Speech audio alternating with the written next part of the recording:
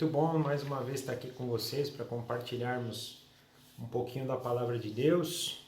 Nós vamos continuar hoje o nosso estudo no livro de Efésios, livro que nos tem engrandecido muito aí, né, na situação de santificação, de entendimento, de conhecimento de tudo aquilo que Deus tem nos abençoado, sejam nas regiões celestiais, seja aqui durante a nossa caminhada. Também a necessidade que temos de viver em união, como vimos na semana passada. Então, um livro que tem contribuído muito aí para que a gente possa cada vez mais caminhar pelos caminhos do nosso Senhor Jesus. E hoje nós vamos avançar no capítulo 4, então, a partir do versículo 17 e findar com este capítulo. Lembrando que a gente está naquela parte mais prática da carta, né? Dividimos a carta em duas sessões, a primeira delas do capítulo 1 ao capítulo 3, que é uma sessão um pouco mais doutrinária, e agora então do 4 até o capítulo 6, uma visão um pouco mais prática de como nós devemos viver uma vida em Cristo. Mas antes vamos orar, pedir a orientação de Deus para que possamos ler o texto e tirar o máximo proveito do que Ele tem para nós. Papai, obrigado. Mais uma vez o Senhor nos capacita para estarmos juntos, o Senhor nos dirige, o Senhor nos faz participantes daquilo que o Senhor tem determinado. Somos muito gratos por isso, muito gratos por quem o Senhor é, por cada dia que o Senhor nos dá aqui nesse mundo, pelas bênçãos, sejam elas espirituais, sejam elas materiais, pela filiação que temos hoje no nome de Cristo, sendo então seus filhos. Isso acho que é o maior presente que a gente podia ter. É o maior presente e vai ser um presente eterno. É aquilo que nós carregaremos por toda a eternidade. Sermos teus filhos e o Senhor ser o nosso Pai. Lindo isso, maravilhoso, muito precioso. E nós agradecemos pelo Senhor um dia nos ter tocado o coração para que tivéssemos esse entendimento, pudéssemos crer em Cristo e hoje então fazermos parte de tudo isso. Obrigado, meu Senhor, meu Salvador, nosso Senhor, nosso Salvador, nosso amado, o nosso noivo, o Senhor que é tudo para nós também. O Senhor que se fez carne, levou sobre si as nossas enfermidades, os nossos pecados, mesmo não tendo pecado, tudo isso para que nós tivéssemos a salvação. O Senhor deixou toda a glória de Deus com o Pai e veio a esse mundo se humilhando. Tudo isso por amor, e nós somos gratos também por esse amor e recebemos esse amor, mesmo que ainda de forma distorcida, não plena como a sua forma de amar, mas hoje já experimentamos porque o Senhor também nos dá essa oportunidade de experimentarmos esse amor. É o Senhor Espírito Santo, nosso orientador, nosso consolador, o nosso amigo, que está conosco. O Senhor está conosco todos os dias, nos dirigindo como Pai, como nosso Senhor Jesus também estão.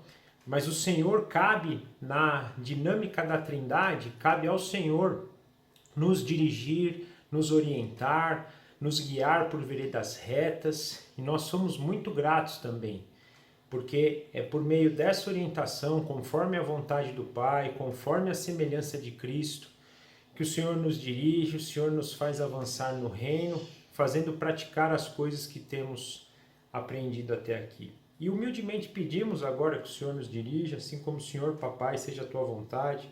Senhor Jesus, que nós possamos passar a imagem que o Senhor tem nos colocado por meio do Espírito. Por favor, nos dirija nesse momento para que a gente realmente seja capacitado para falar, para ouvir, para entender e posteriormente praticar aquilo que temos aprendido. Entregamos esse momento nas Tuas mãos, consagramos ele a Ti, e que realmente possamos sair melhores do que quando entramos aqui. Nós pedimos tudo isso e agradecemos em nome do nosso Senhor Jesus Cristo. Amém. Então, gente, vamos ler o capítulo 4 a partir do versículo 17. Lembrando, eu estou usando aqui a versão NVI, tá? Para facilitar. Então, Efésios 4, versículo 17. Assim eu digo a vocês, e no Senhor insisto, que não vivam mais como os gentios, que vivem na inutilidade dos seus pensamentos.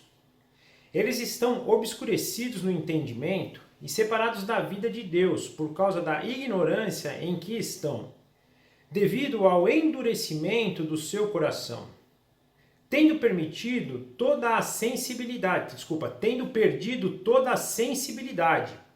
eles se entregaram à depravação, cometendo com avidez toda espécie de impureza. Todavia, não foi isso que vocês aprenderam de Cristo. De fato, vocês ouviram falar dele, e nele foram ensinados de acordo com a verdade que está em Jesus.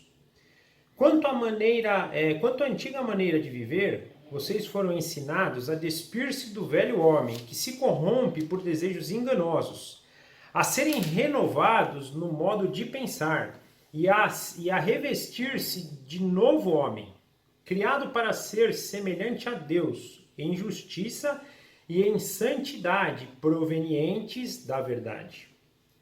Portanto, cada um de vocês deve abandonar a mentira e falar a verdade a seu próximo, pois todos somos membros de um mesmo corpo. Quando vocês ficarem irados, não pequem. Apaziguem a sua ira antes que o sol se ponha, e não deem lugar ao diabo. O que furtava, não furte mais. Antes, trabalhe fazendo algo de útil com as mãos, para que tenha o que repartir com quem estiver em necessidade. Nenhuma palavra torpe saia da boca de vocês, mas apenas a que for útil para edificar os outros, conforme a necessidade, para que conceda graça aos que ouvem. Não entristeçam o Espírito Santo de Deus, com o qual vocês foram selados para o dia da redenção. Livrem-se de toda amargura, indignação e ira, gritaria e calúnia, bem como de toda maldade. Sejam bondosos e compassivos uns para com os outros, perdoando-se mutuamente, assim como Deus os perdoou em Cristo. Então, até aqui a leitura bíblica. Na semana passada, então, nós começamos essa sessão mais prática da carta, no início do capítulo 4, e o grande foco dela, nessa primeira passagem até o versículo 16, era a união do corpo, a união dos filhos de Deus agora fazendo um só corpo, com Cristo sendo o cabeça e nós fazendo parte desse corpo. Então ele nos dá ali, ele nos exorta, ele nos dirige para que nós mantenhamos essa união, suportando uns aos outros. E esse é o princípio da ação prática, né? Pensando que tudo que a gente vai fazer a partir de agora, no meio da igreja, no meio do corpo de Cristo, começa pela união e foca e tem o objetivo de olhar para a união. E quando a gente pensa em união, não dá para a gente separar o nosso pensamento do que nós temos hoje, do que nós temos quando somos caídos, para o que temos regenerados. Aqueles que ainda são filhos deste mundo, eles têm os olhos para si mesmo. O Filho de Deus agora passa a ter um olho para o próximo. Por isso, como ele olha para o próximo de forma diferente e em amor ele deseja tudo de melhor para o próximo, essa união vai se concretizando. Só que uma coisa importante que eu acho que agora ele vai focar é que do mesmo jeito que ele foca na união, nessa primeira passagem até o versículo 16, agora a partir do 17 ele vai mostrar a separação necessária do velho para o novo homem. Então nós precisamos ter essa leitura que hoje, apesar de termos sido regenerados e já termos nascido de novo, vivemos num estado que muitos chamam já, mas ainda não. O que quer dizer? Nós já temos a natureza de Deus habitando em nós hoje. Porém, ainda resiste uma natureza antiga. Nosso corpo, nosso ser não foi 100% regenerado de forma que nós tenhamos a plenitude da natureza humana. Nós ainda carregamos resquícios daquela natureza antiga. Naturalmente, a gente não pratica as mesmas obras que a gente praticava anteriormente, mas ainda existem esses resquícios.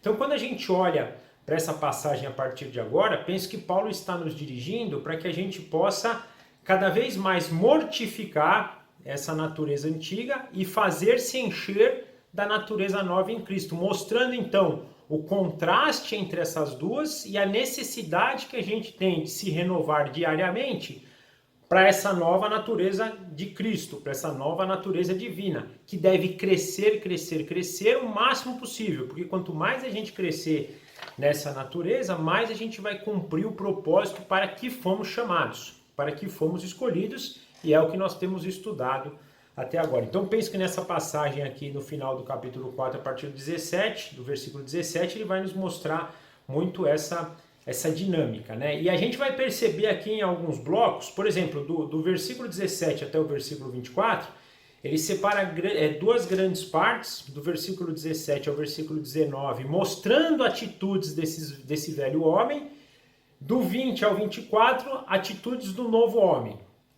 A partir do 25, aí do 25 até o 31, ele vai fazendo confrontos, versículo a versículo, de atitudes do velho e do novo, mostrando a necessidade da gente se apegar nessas atitudes dos novos. Então, a nossa ideia hoje é a gente passar por esses confrontos do velho com o novo homem. Primeiro, para que a gente tenha esse entendimento que, infelizmente, ainda há esse conflito interno dentro de nós. Um conflito do velho homem com o novo homem. E sempre lembrando, eu já estou falando em primeira pessoa, porque isso já cabe diretamente para a gente, sem muita interpretação, mas lembrando que Paulo falava muito aqui então para os Efésios, né? E eles também tinham essa necessidade de se renovar desse novo homem. Então a nossa ideia é essa, que a gente possa entender que ainda habita esse velho homem dentro de nós, sendo que hoje ele não tem poder sobre esse novo homem. Sempre que esse novo homem exerce o seu poder pelo velho homem, esse novo homem vai vencer, até porque esse novo homem é direcionado pelo Espírito Santo. E nós vamos ver que até no capítulo 6 de Efésios ele vai mostrar isso, né? Como a gente pode se revestir de todas as armas que Deus nos dá para vencer então os inimigos que temos reais nesse mundo, os inimigos das regiões celestiais e também o nosso próprio inimigo, que é o velho homem, que infelizmente ainda tem seus resquícios. Então nosso objetivo hoje é a gente passar isso, separar as atitudes do velho homem do novo homem, e para que a gente possa então se direcionar para essas novas atitudes. Então, começando pelo versículo 17, a gente vai ver que o velho homem é aquele que vive na vaidade dos seus próprios pensamentos. Só um minuto aqui que eu fechei minha Bíblia. Mas o primeiro ponto que é importante a gente entender é que o homem hoje sem Cristo, ele tem uma busca totalmente vã. Por quê? Porque qual que é o objetivo dele? Qual que é o propósito de vida dele? Viver nos seus próprios pensamentos, direcionados pela vaidade. Olha que propósito totalmente distorcido daquilo para que fomos chamados, né? Como falamos anteriormente na passagem anterior, nós somos chamados para viver em união, suportando um ao outro, amando a Deus e ao próximo. E o homem desse mundo não. Ele vive pelos seus próprios pensamentos. Essa anotação que eu fiz, vivem na vaidade, ela vem da versão Almeida revisada. A NVI fala assim, ó, vivem na inutilidade dos seus pensamentos. Ou seja, tudo que eles pensam não tem a ver com aquilo que é superior, que é eterno. Não, são pensamentos inúteis, porque são pensamentos ligados somente às coisas terrenas, às coisas da presente era. E a gente precisa tomar muito cuidado, por quê? Porque muitas vezes isso nos afasta de Deus. As preocupações, os desejos, as conquistas desta era, muitas vezes inúteis, tomam um espaço precioso, que é o propósito para que fomos chamados para viver em união, para viver em comunhão e para vivermos para a glória de Deus. Então, os gentios vivem assim, nós não devemos viver assim. Nós devemos ter uma nova atitude que vamos ver na sequência, né? Só uma coisa importante aqui, Paulo aqui ele é incisivo, né? Então ele começa até essa palavra, né? No versículo 17, falando assim. Então, diante de tudo que eu falei anteriormente, né, até pela unidade, eu insisto para vocês, eu digo para vocês que não vivam mais como eles, nessa inutilidade de pensamentos. Aí no 18 ele continua dizendo, né, eles são obscurecidos no entendimento e separados de uma vida com Deus por causa da ignorância que estão? Porque os seus corações estão endurecidos. Gente,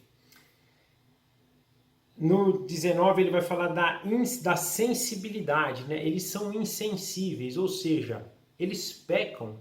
E eles, quando eu digo os gentios, e mais uma vez a gente ainda tem esse resquício, a gente precisa tomar cuidado com isso, a gente peca e nem percebe que pecou. Ou então, o nosso padrão moral ele é tão baixo, ele está tão endurecido como o nosso coração, que pra gente é algo normal, porque todo mundo faz. Eu vou dar um exemplo aqui banal, mas é bem importante. Por exemplo, a gente sabe hoje de uma série de corrupções que passam hoje como coisas normais. E são corrupções. A gente muitas vezes critica as grandes corrupções, mas existem corrupções de todas as grandezas que são corrupções. Um exemplo, perdi minha carteira de motorista.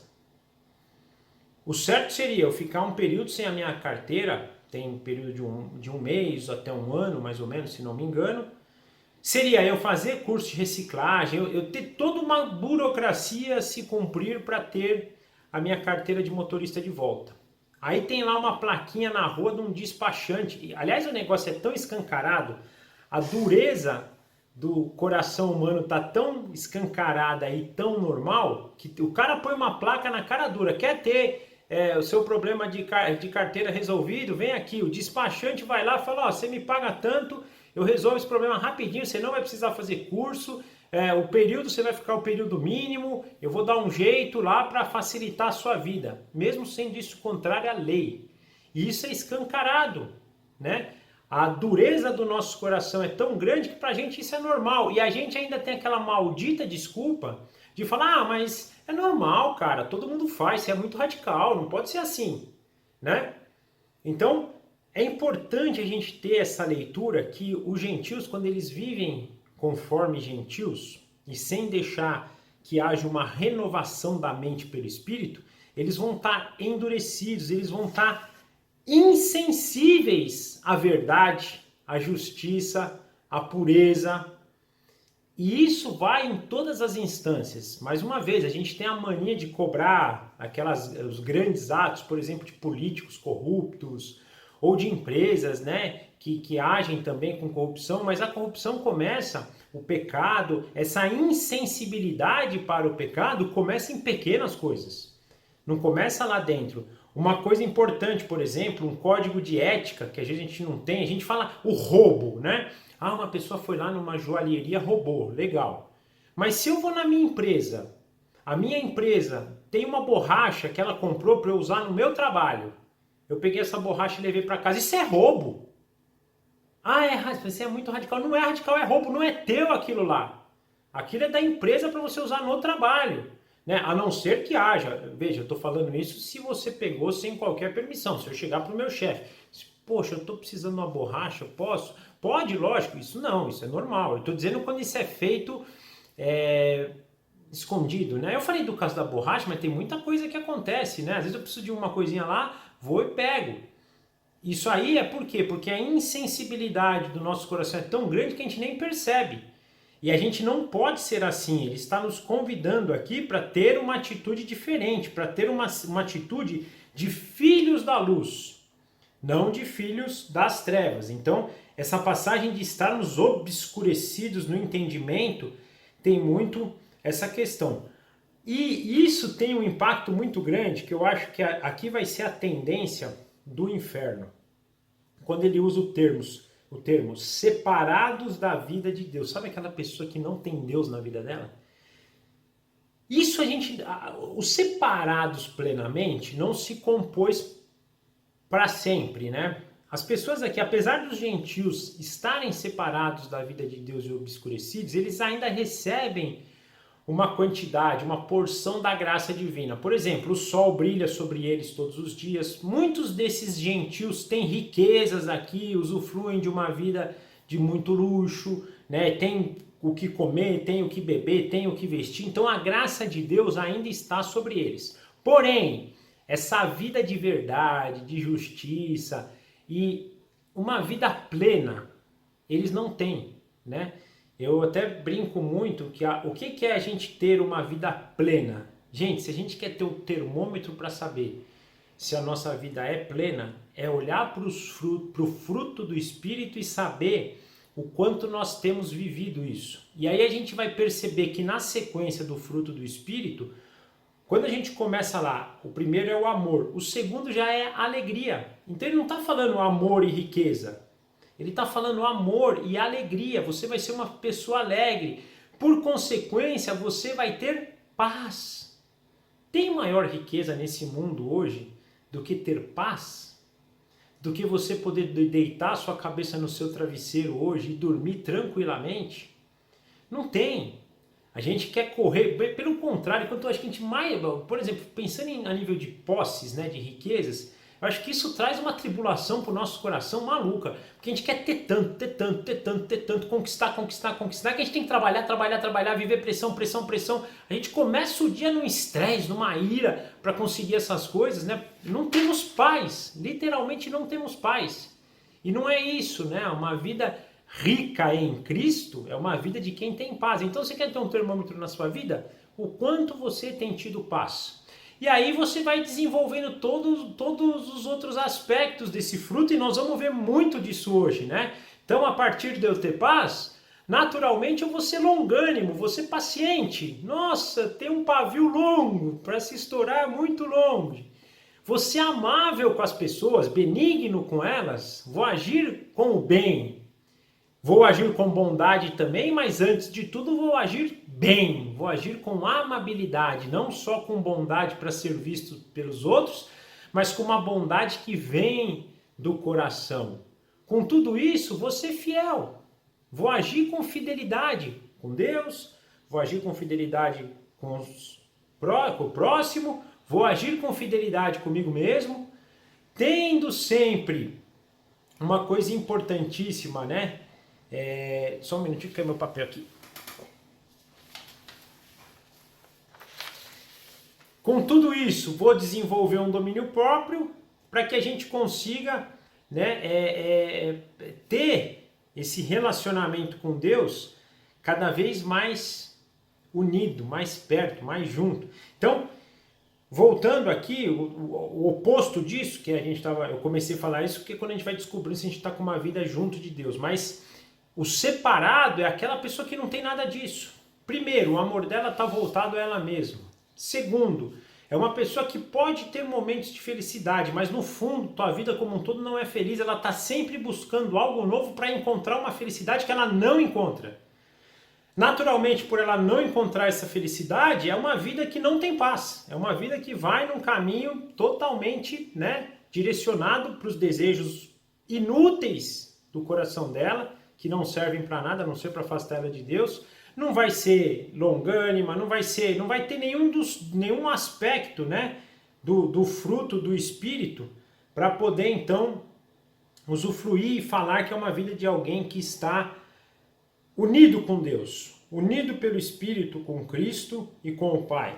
Pelo contrário, vai ser uma vida separada. E aqui é um ponto que nós devemos ter aqui com muito cuidado, porque aí ele vai continuando, né? Quando a gente tem essa vida de separação de Deus, nós vemos aqui, mas eu queria lembrar também Romanos 1, no final do capítulo 1 de Romanos, fala disso, a gente vai estar perdido.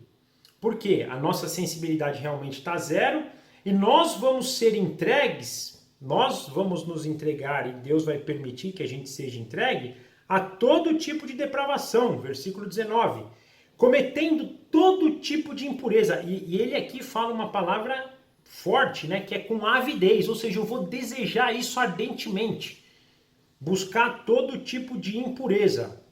Então, ele está aqui nos dando, do versículo 17 ao versículo 19, essa conotação do velho homem. É esse homem insensível, separado de Deus, obscurecido, que se entrega a todo tipo de depravação, todo tipo de impureza.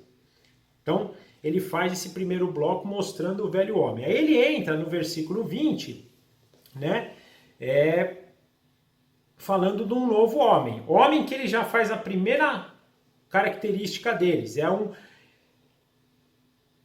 homem que viu na obra de Cristo e aprendeu com Cristo a característica desse novo homem. E aqui é importante a gente ter isso. Gente, o novo homem é Cristo em sua plenitude.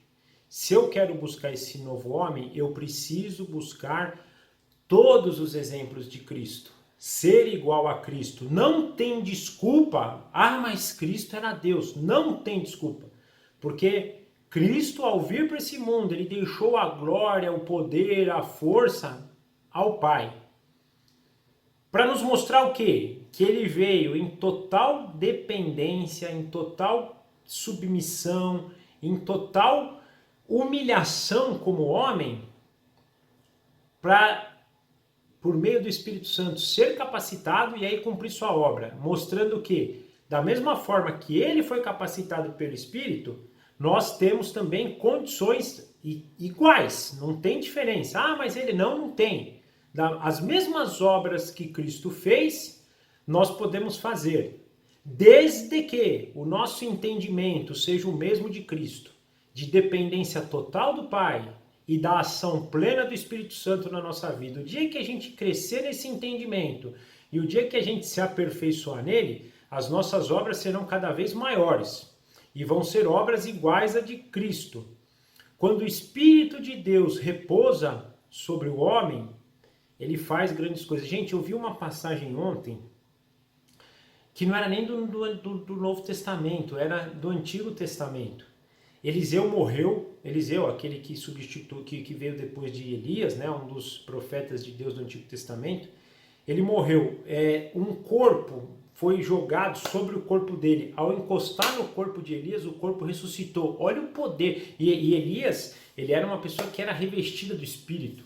Ele recebeu até uma porção dobrada do Espírito do que Elias teve, né? Então olha o poder do Espírito. Não é porque Eliseu era alguém super poderoso. Não, é porque ele era revestido do poder de Deus por meio do Espírito Santo. Poder que também é disponível para nós. Então nós devemos aprender com Cristo e temos condições de ser igual a Cristo. Agora tem um problema, porque as pessoas querem ser igual a Cristo nesses milagres.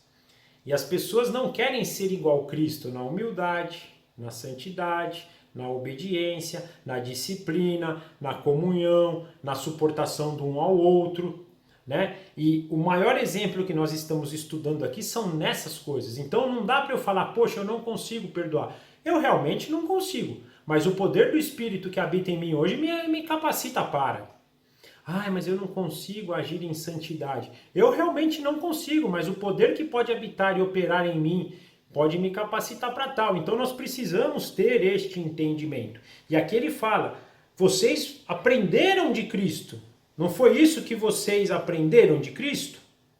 Aí aqui fala, né, que de fato, na versão Ara fala, se de fato vocês ouviram falar. Quer dizer, se realmente a gente está tendo conhecimento de quem é Cristo, se nós estamos buscando a sua essência plenamente e não somente buscando a multiplicação de pães que ele pode nos dar. A multiplicação de pão é maravilhosa, gente, porque ele multiplicou pão e peixe.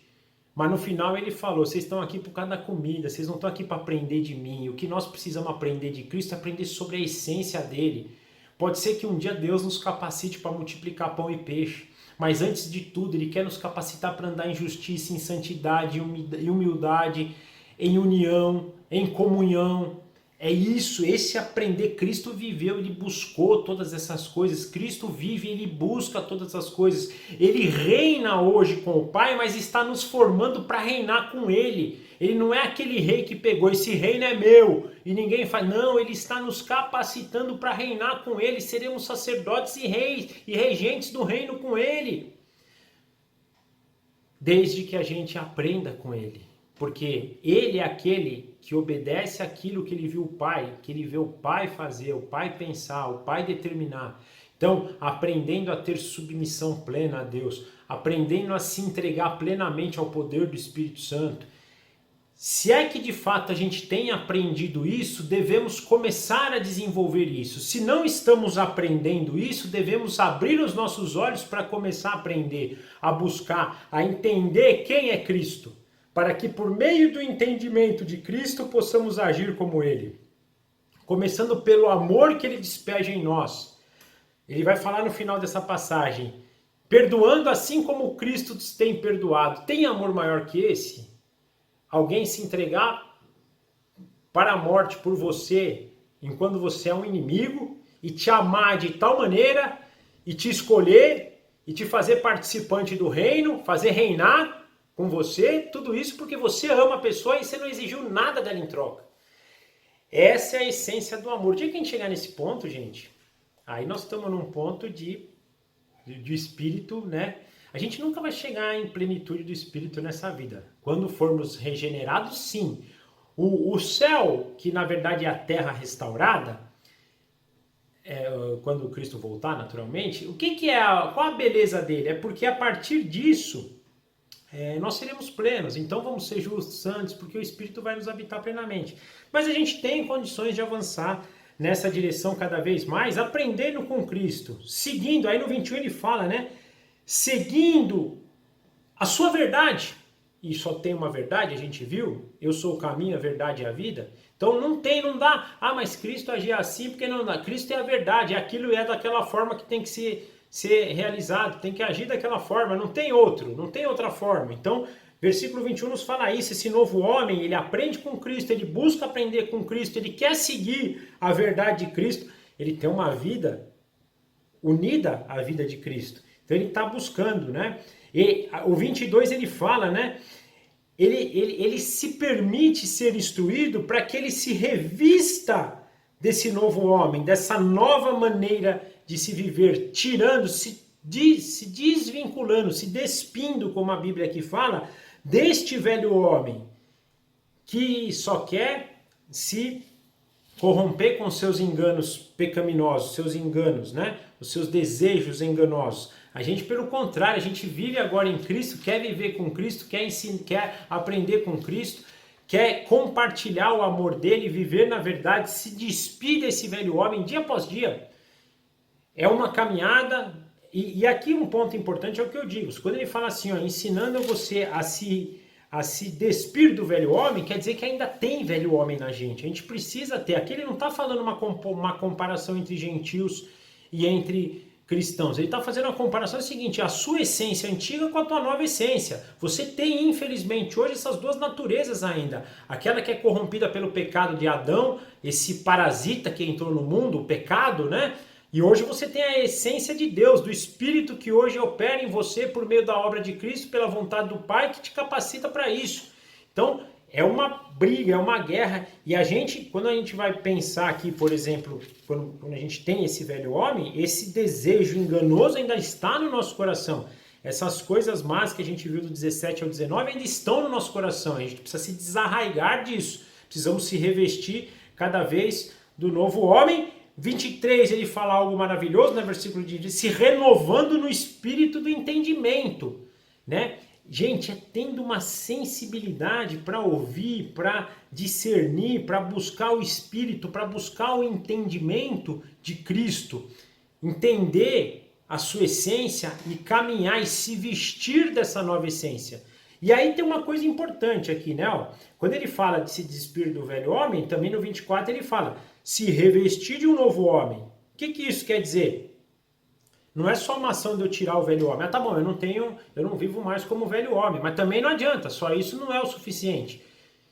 Eu preciso pôr essa nova vestimenta do novo homem, é agir como Cristo. Então, é importante a gente ter em mente que na nossa caminhada cristã, no nosso processo de santificação, não é só um fato de eu deixar de pecar, mas é eu deixar de pecar, mas também praticar as obras que tenham sido capacitado e que foram determinadas por Deus já na eternidade, através da ação do Espírito Santo e de Cristo na minha vida, que é o novo homem, deixando com que esse novo homem também haja e abençoe pessoas, glorifique o nome de Deus e cumpra o propósito daquilo para o qual foi chamado. Então isso é importantíssimo. E esse homem, como ele vai falar na continuação do 24, criado para ser semelhante a Deus, criado para ser semelhante a Cristo, que é a expressão humana de Deus. Olhamos para Cristo, conhecemos quem Deus é e podemos então agora praticar a sua justiça em santidade que vem dessa verdade, que é a única verdade, que Cristo é o Deus encarnado, pelo qual eu posso olhar, ter as referências e através dessas referências começar a agir. Ou seja, é a expressão desse novo homem criado à semelhança de Deus. Gente, no Jardim do Éden nós somos criados à imagem e semelhança de Deus, mas quando a gente peca, essa imagem é distorcida pelo pecado. Em Cristo agora, nós temos a oportunidade de reconciliar aquilo que Deus criou, os tornando novamente a sua imagem e semelhança plena. Hoje é uma imagem e semelhança distorcida pelo pecado. Mas em Cristo nós temos a oportunidade de sermos semelhança plena de novo, olhando para Cristo, imitando Ele por meio da ação do Espírito Santo na nossa vida. Então precisamos buscar este entendimento, para que a gente realmente tenha cada vez mais essa vestimenta do novo homem, e cada vez mais ir tirando essas roupas do velho homem. Então, ele começa nessas duas grandes sessões, e agora do 25 ao 31, ele vai fazer aqui contrastes, né, do velho com o novo homem, versículo por versículo. Então, 25, ele faz um contraste de verdade e mentira, né? Portanto, cada um de vocês deve abandonar a mentira e falar a verdade ao seu próximo, pois todos são membros de um mesmo corpo. É aquilo que eu falei, não é só deixar de mentir. Não, eu não minto mais, tá tudo certo. Mas não é isso. Não minta. Pelo contrário, agora vá e fale a verdade. E aí, tanto a verdade daquilo que eu preciso do que eu mentia antes, mas também a verdade do Evangelho. Cristo é o caminho, a verdade e a vida. Falo de novo isso. Então, temos essa necessidade de falar de Cristo também, né? Lembrando sempre que somos membros do mesmo corpo. Se eu não quero, quando eu falo de membros do mesmo corpo, eu entendo.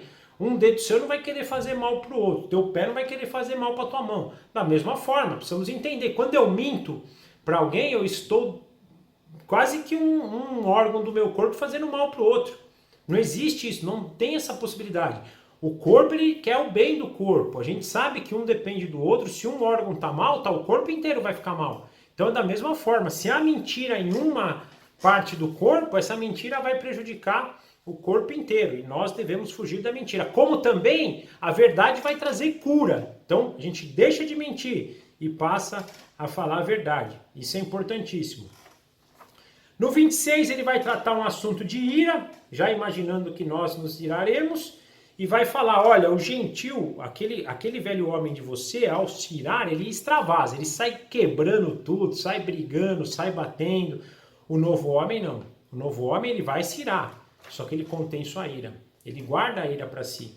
Ele não retribui aquilo por qual ele está irado. Eu não vou entrar no mérito aqui se o irar é pecado ou não, muita gente usa essa passagem para essa discussão, mas eu queria trazer essa conotação para a gente. O velho homem, ele se ira, ele sai batendo em todo mundo, sai xingando, chuta o balde literalmente.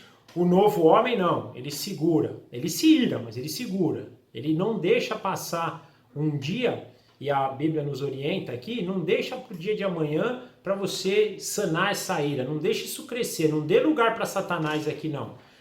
Mata ela na raiz. Cirou, respira, ora, pede ajuda de Deus, pede a palavra do Espírito Santo para que aquela ira se finde ali e Satanás não tenha nenhuma chance de botar nenhuma fagulhinha nessa fogueira. Né? A ira é uma fogueirinha que botaram fogo lá. Cabe a nós, como velho homem, jogar álcool, jogar gasolina e deixar aquilo pegar fogo, que é o extravasar essa ira, ou então não, se conter, jogar água, não deixar ela crescer. E quanto mais rápido a gente resolve isso no nosso coração, menos a gente dá lugar para isso crescer, para que Satanás use isso ao nosso, né, contra nós isso. Ele vai falar isso até no versículo 27. Não deem lugar a Satanás. Isso é importante, tá, gente? O pecado em si, aqui está falando da ira especificamente, eu não vou entrar nesse mérito, mas eu acho que a gente pode levar isso como referência para outros pecados, porque às vezes a gente pode estar começando a pecar e a gente chuta o pau da barraca. Já que eu já pequei, eu vou até o fim agora. Não. Sempre é um momento bom, a gente tem que não dar lugar para Satanás. Se eu comecei algum tipo de pecado, eu preciso lutar para sanar isso o mais rápido possível. Se eu estou pensando em algo ruim no meu coração, ódio, impureza sexual, por exemplo, tenta sanar isso o mais rápido possível. Como? Pedindo a ajuda de Deus, orando, pedindo para que o Espírito capacite, para não dar lugar para Satanás, porque quando a gente abre esse espaço e a gente começa a pecar, ele vai agir. Um exemplo, né? Se você cobiça algo de alguém, mas se só cobiçou no seu coração, ninguém está sabendo, tenta matar aquilo. Mas se você comenta para alguém, nossa, olha lá, meu, o cara tem uma Ferrari. Eu já dei espaço para Satanás. Opa, esse cara caiu, ele pegou a isca ali da Ferrari. Então, é importante a gente ter isso. Não deem lugar para Satanás. Sempre que tiver numa tendência de pecado, ou já mesmo que um pecado um pouco mais avançado, tente não dar esse avanço para ele, né? Sane com aquilo, pedindo para Deus capacitação pelo Espírito, para que ele possa agir e apagar tudo isso da nossa vida. Versículo 28, aquele que roubava não roube mais, antes trabalhe, né? Olha que coisa interessante. Agora que coisa interessante, né? Não furte mais, antes trabalhe, fazendo algo de útil com as mãos. E aí ele completa, para que tenha o que repartir com o que estiver necessidade. Então não é só trabalhar, porque eu posso também trabalhar e guardar tudo para mim. Aqui são duas situações. Você não vai roubar para prejudicar o seu próximo, pelo contrário, você vai trabalhar para abençoar aqueles que precisam. Olha que bacana. Então não roube para prejudicar, pelo contrário, trabalhe para beneficiar. Não é lindo isso? Então é a característica. O velho homem faz algo para um extremo, o novo homem para o extremo do bem, o velho homem para o extremo do mal. Precisamos também ter essa dinâmica, né? O 29 fala de palavras, né? Então, palavras sujas, e aí já indicando para a gente aqueles que devem falar palavras edificantes e graciosas. 29, nenhuma palavra torpe saia da boca de vocês, mas apenas o que for útil para edificar os outros, conforme a necessidade, para que conceda graça aos que promovem. Aqui, gente, Tiago vai falar isso para a gente, controlar a língua é tenebroso. O dia que a gente controlar a nossa língua, a gente controla o corpo inteiro. E nós temos que ter isso em mente. Temos que brigar por isso, temos que ser diligentes com isso, não usar palavras torpes, sujas. Eu não digo só sujas assim de piadas, mas falar mal de alguém, maldizer alguém, qualquer coisa. Não, pelo contrário, se for algo a gente tem que pensar, eu vou falar isso, vai trazer engrandecimento? Uma coisa, por exemplo, a gente fala de palavras sujas, mas, por exemplo, discussão, mesmo no meio cristão, vale a pena? Se não vale a pena, se não for edificar, se não for uma palavra que vai ter graça para a vida do irmão, não fala. Se for uma palavra que vai trazer discórdia, considere uma palavra torpe, uma palavra suja. Fale somente aquilo que realmente for edificar, que for trazer. Isso não quer dizer que a gente não possa confrontar, tá? É diferente, senão também a gente só vai querer falar coisa que agrada. Não é isso. A gente pode confrontar e deve confrontar em amor. Mas a gente precisa tomar cuidado se isso vai trazer edificação ou se vai trazer discórdia. Porque se trouxer discórdia, também não precisa, porque você vai precisar primeiro orar para aquela pessoa, para que o coração dela seja sensibilizado. A gente viu no começo que o ímpio ele tem um coração insensível, então não adianta. Eu vou falar para ele hoje, o que ele vai fazer comigo? Ele vai querer brigar comigo, ele não vai querer receber. Então a primeira coisa é trazer sensibilidade para o coração dele, para depois poder trazer uma palavra graciosa de confronto. Então, a gente deve sempre pensar isso. Às vezes a gente vê uma condição que não nos zoa. Por exemplo, essa questão da impureza sexual, seja ela por pornografia, seja ela por fornicação, por adultério, por homossexualismo, a gente já quer bater de frente com as pessoas. E não é o mérito. Se é uma pessoa que está totalmente separada de Deus, o coração dela está endurecido. Do jeito que a gente fincar uma palavra ali, vai voltar briga, vai voltar desunião. Então a primeira coisa que a gente tem que fazer com ela é trazer o amor de Deus para ela, para que o coração dela seja sensibilizado e qualquer palavra que a gente vai falar para ela traga resultado. Senão vai ser uma palavra torpe. Então que a gente tenha isso em mente, que as nossas palavras sejam edificantes e sejam graciosas, e não palavras sujas, palavras torpes, palavras soltas ao vento, só para mostrar, e uma coisa que eu não falo dessas discussões, às vezes a gente fala essas palavras para mostrar que a gente é mais santo que a outra pessoa. Aí isso é tenebroso, gente, isso é tenebroso. Eu estou falando isso para mim também, que às vezes acontece comigo, a gente precisa ter um coração sensível para isso, né? Para a gente não entristecer, vai falar no 30 agora, entristecer a Deus, ao Espírito, que é o que os gentios fazem com todas essas atitudes, que é o que o nosso homem velho faz, ele entristece o Espírito. Pelo contrário, nós devemos o quê? Alegrar o Espírito. Espírito que fomos selados para o dia da redenção. O Espírito que é o selo, é a garantia, é a prova de que fomos escolhidos, de que somos filhos de Deus e que no dia da redenção seremos glorificados junto com o próprio Deus. Então nós devemos levar essa verdade para que a gente busque a alegria com esse Espírito, a comunhão, a vida com Ele, esse relacionamento como alguém em submissão a Ele. Diferente do